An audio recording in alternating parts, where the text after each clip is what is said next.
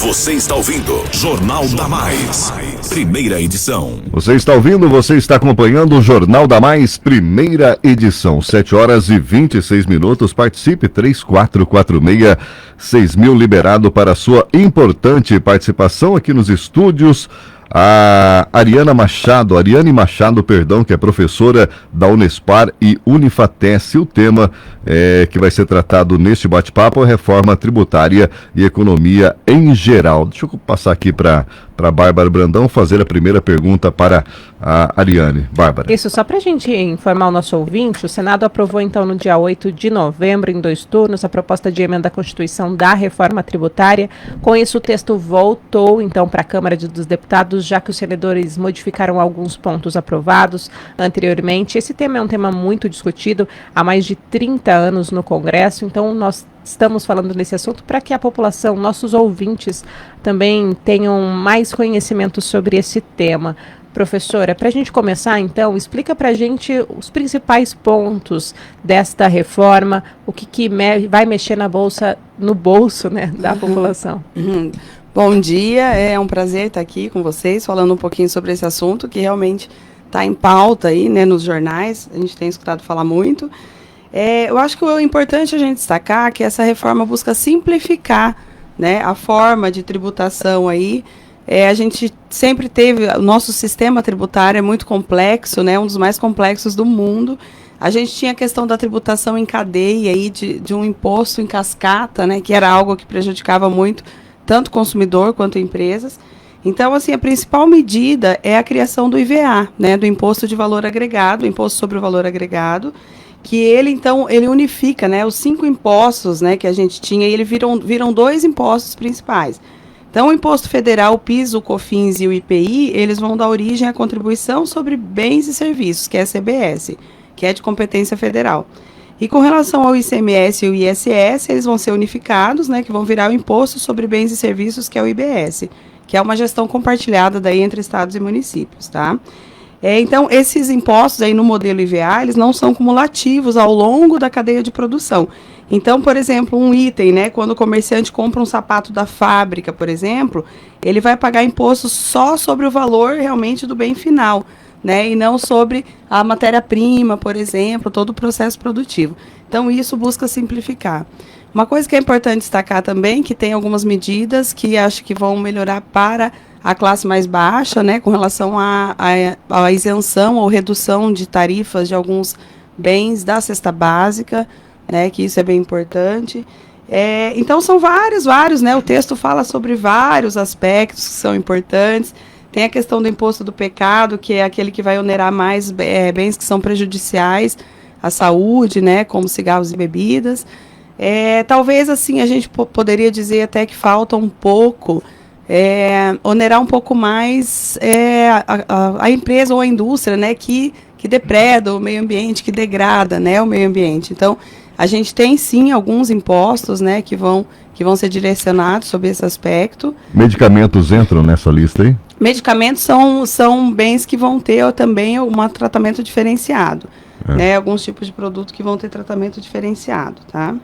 Ariane, bom dia novamente, né? Obrigado pela sua participação, né? Ariane Machado, para quem ligou agora o rádio, agora na Rádio Mais, ela é professora da Unespar e também da Unifatesc. Falar um pouquinho de reforma tributária, você que liga a TV e fala, olha, passou a reforma tributária, falta uma votação na Câmara Federal, mas o que vai impactar na vida das pessoas? Você falou aí, imposto do pecado, então quer dizer, a cerveja vai subir.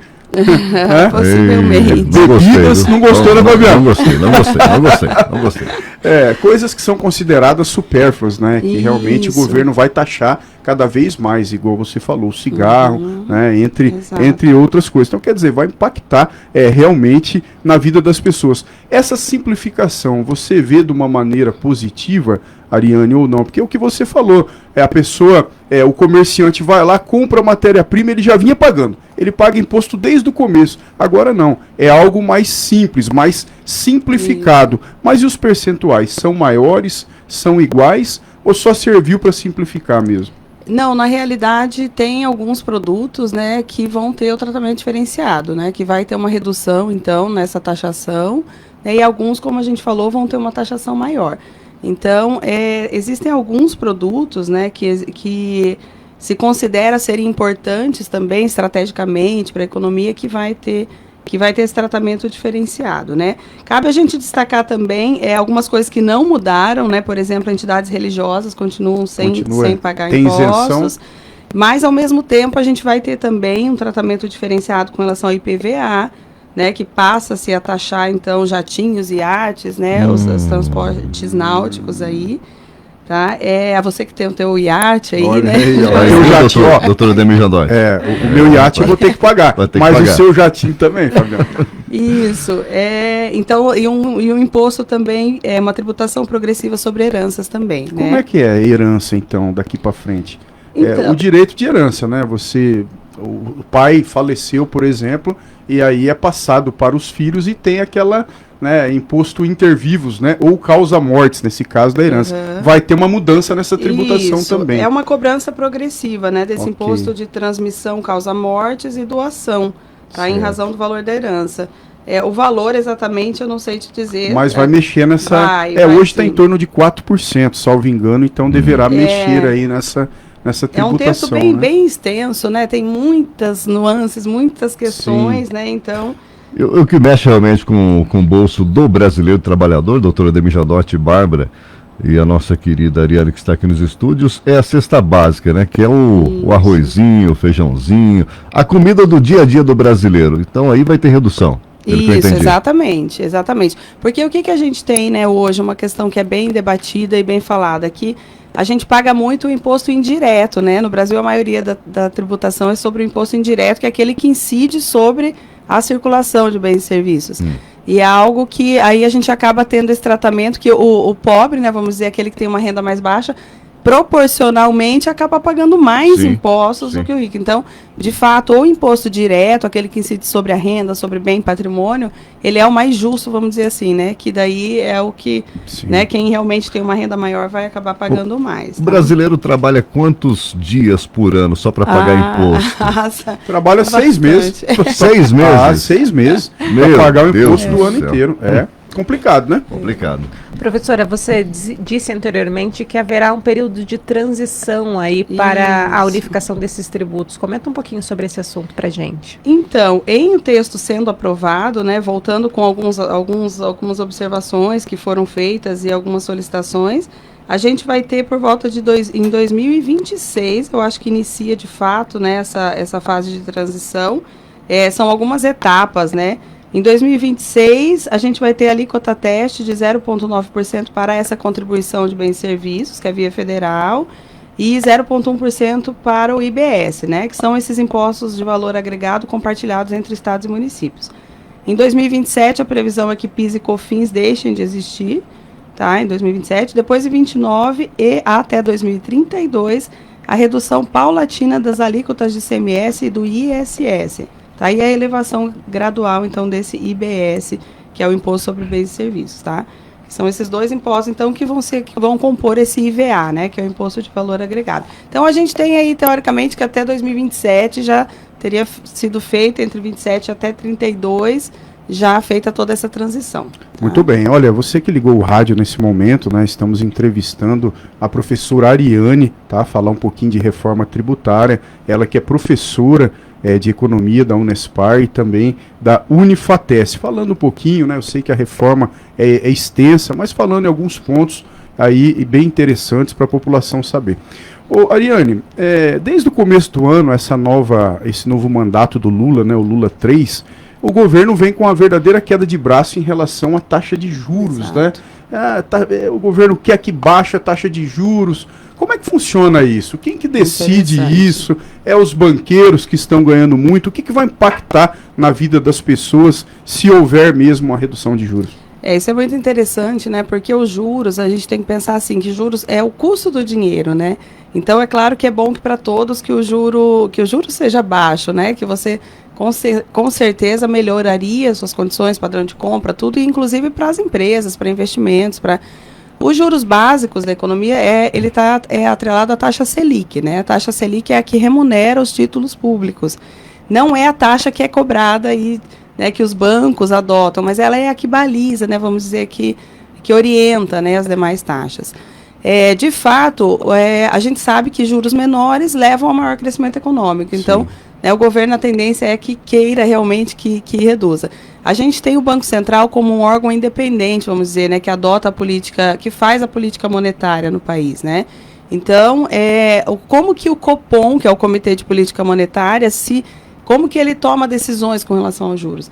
Analisando o cenário do mercado, analisando qual a situação, se a inflação está dentro da meta, principalmente, né?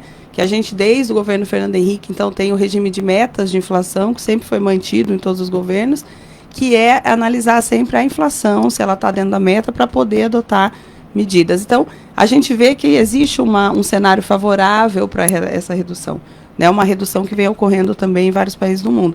Então, de fato, a gente teve essa redução, né, para 12,25, né, agora, que dos juros, e existe essa tendência. Agora, o que também a gente tem que observar? Quem tiver, né, interesse até de procurar e ler sobre, existe uma ata do Copom, que é quando ele o estudo que é feito para poder, né, tomar decisões quanto aos juros. Tem todos uns requisitos, né, para isso. Sim, é uma análise do cenário, do mercado e tal.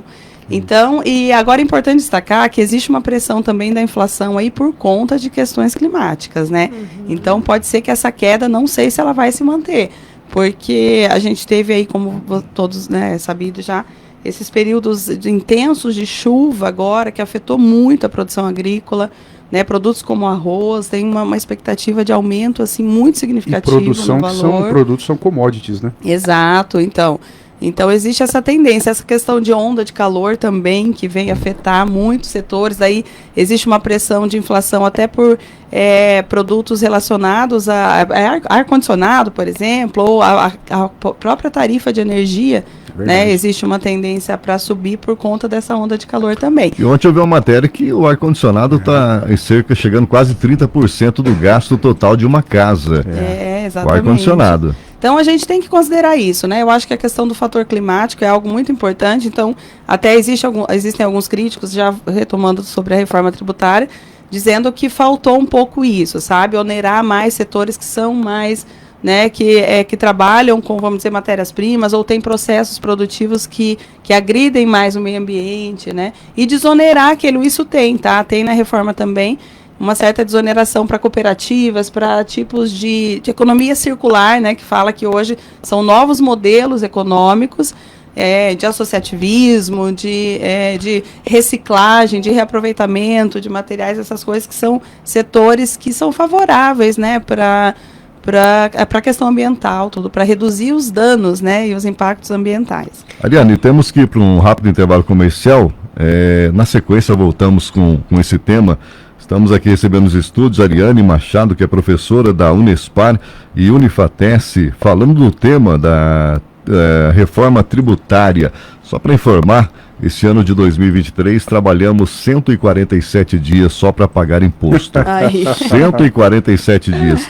Temos sim, né, doutora Demi Janotti, fazer essa reforma tributária, mas também teremos que fazer uma reforma política no Brasil, tirar mordomias de políticos. Com certeza. Você falou uma verdade, Fabiano TS, né? A professora Ariane está falando como que simplificou as coisas, mas nós estamos muito longe do que realmente o nosso Brasil precisa acontecer. Mas já é um primeiro passo. Né? E nós entendemos também nesse bloco que nós sempre pensamos, por que o governo pode baixar a taxa de juros? Então não é bem assim também, né? A professora Ariane nos explicou muito bem, né? 147 dias só para pagar imposto. Já pensou? O governo é um sócio que só dá prejuízo só. E você não pode abandonar ele. E sócio majoritário. Sócio majoritário. Daqui a pouquinho, então, voltamos com a professora Ariane falando a respeito aí da reforma tributária. Rápido intervalo comercial, já voltamos, 7h41. Você está ouvindo Jornal da Mais, primeira edição.